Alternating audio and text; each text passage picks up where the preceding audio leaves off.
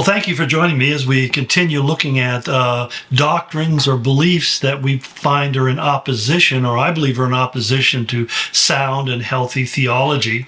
We've gone through 9 of them so far, and we're looking at number 10 today, which is replacement theology. And this is really relevant, I think, considering what's going on in the Middle East and the war that's taking place between Israel and Hamas and Hezbollah and Iran and the rest.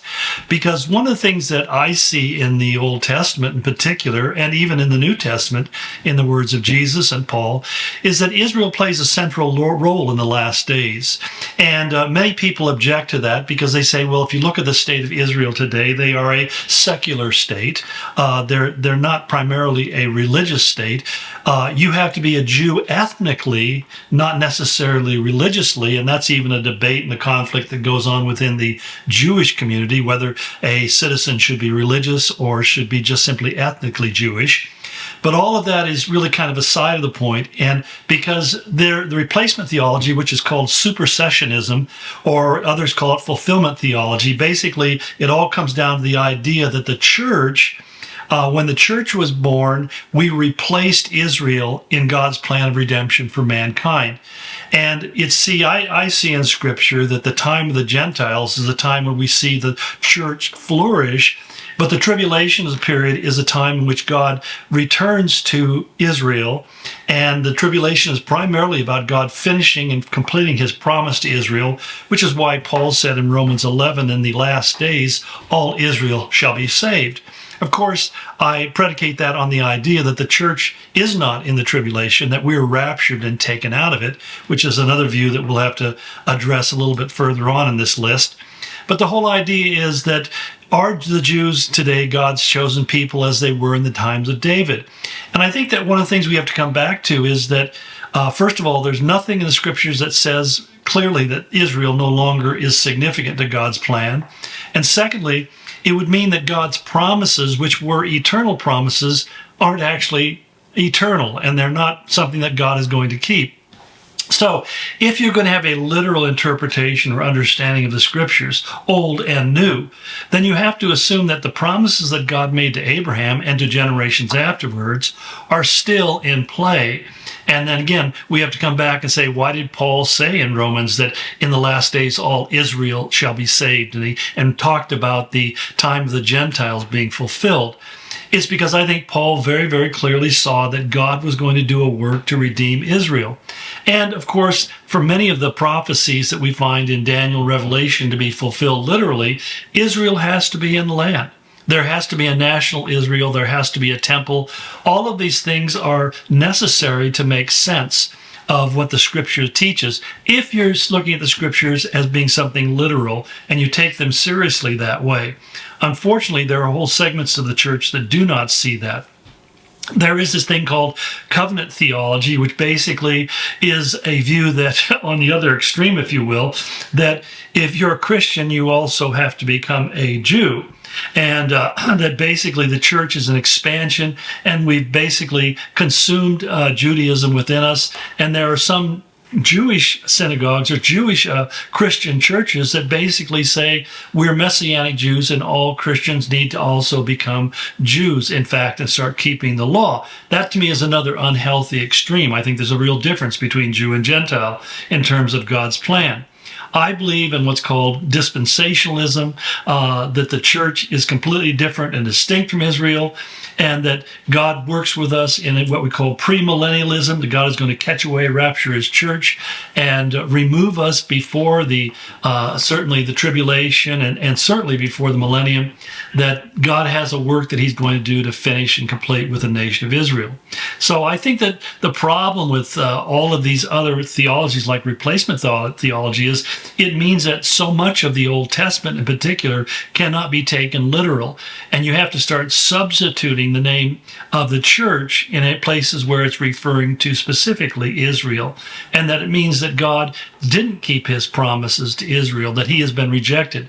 Now, this is really ground zero for Roman Catholicism and many Orthodox churches like the Greek Orthodox churches and and the Coptic churches, they all kind of hold to the same view that the church has replaced, and this view really became really current about the 5th century when Augustine wrote The City of God and basically tried to come up with an explanation why the second coming hadn't taken place, and he began to allegorize much of the prophecies in the Old Testament. Even the millennium itself became something that was not to be understood as a literal 1,000-year reign of Christ. Well, I hope I haven't confused you with all these theological rantings, but I think these are important things that we need to understand. Which leads me to a number 11 on our list, which is somewhat related. It's the idea of a false doctrine that denies the humanity of Christ. Basically saying that he wasn't really a man, he only appeared to be that. The doctrine is called monophysitism, and you don't need to know that, but it really says that Jesus only looked like he was a man. He had the appearance of a man. Now, what's interesting is this is really something that found early expression amongst the Coptic churches. Not all Coptics believe this anymore, but it really was a fruit of Gnosticism. And Gnosticism was a Greek philosophy that taught that there were things you could do to elevate yourself to godhood status. And about 132, there was a apostate Christian, the son of a bishop by the name of Marcion, who created this new theology where he took Christianity and melded it with Gnosticism. And Gnosticism basically says there are two gods. There's an evil God, the demiurge. He wrote the Old Testament, and then there's a good God, that's Christ. And so basically, the evil God created the heavens and the earth, and therefore the material world is evil. And it's disconnected from God, and it's unimportant. That all that's important is the spiritual side. Now, this is something that's you find expressed in the New Age movements and a lot of Middle Eastern religions. Guys like Carl Jung, the famous psychologist, was big into the Gnostic beliefs, as well as people like Madame Blavatsky and the Theosophical Society or Metaphysical Society. Even people like Dan Brown, when he talks about the Gnostic Gospels. And this is something that's kind of come into the vogue again recently because of Dan Brown's book, what was the name of his book? Anyway, basically because he based it upon the Gnostic Gospels as being more accurate than the traditional historical Gospels. And basically, it goes back to a discovery in 1947, I believe. There was a place in Egypt called Nag Hammadi, or 1945, where they found about 50 writings. We call them pseudographs, and that means pseudo means that they're writings that have false names. They're attributed to people who didn't write them. And this was a fairly common practice in the old days, but again, they had the Gospel of Thomas, the Gospel of Mary, and of Philip, and of the Gospel of Truth, the Gospel of Judas, the Gospel of James. National Geographic paid $2 million to have that translated and put out. And the thing that's really sad is we know that these books were written no earlier than 150 AD, and some of them much later than that. And we know that they weren't written by Mary or James or Judas, so the Judas having a conversation with Jesus. They were written by somebody else later on, and they made it up. And when you read them, you begin to realize they don't read anything like Scripture. Scripture is narrative. It's a story that makes a lot of sense, and things are connected, and everything lines up the way it should be, geographically, linguistically, historically, and so forth. These writings lack any of that. In fact, even the miracle stories are so fantastical that it's really hard to believe that anybody would have taken them seriously.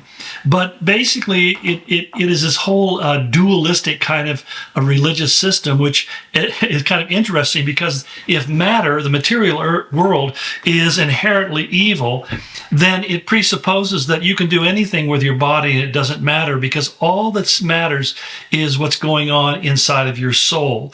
And so your soul is that which is your real life, and it will exist forever in the spiritual realm. So you can engage in the grossest kinds of sin, and it doesn't really matter because it's just part of your body, part of your material life.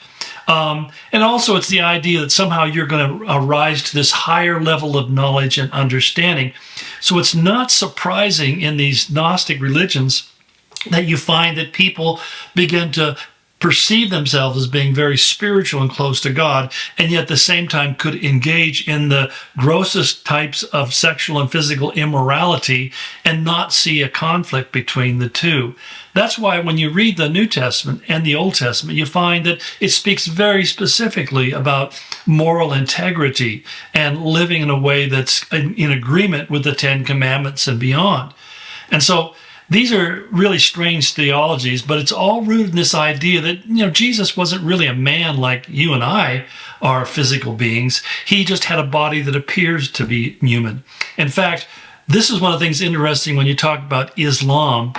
The Quran portrays Jesus as not dying on the cross, but rather it just appeared that he died on the cross, that in a switcheroo, God put Judas on the cross, and Judas was crucified on the cross, and Jesus escaped because he really didn't have a material body. He just appeared to have a material body. And so we know that Islam was really strongly influenced by Gnostic writings, since the Quran was written sometime after 700 AD, and these books had been around for quite a while. Well, I hope that's useful information. If not, there's always tomorrow. God bless you and go in His grace.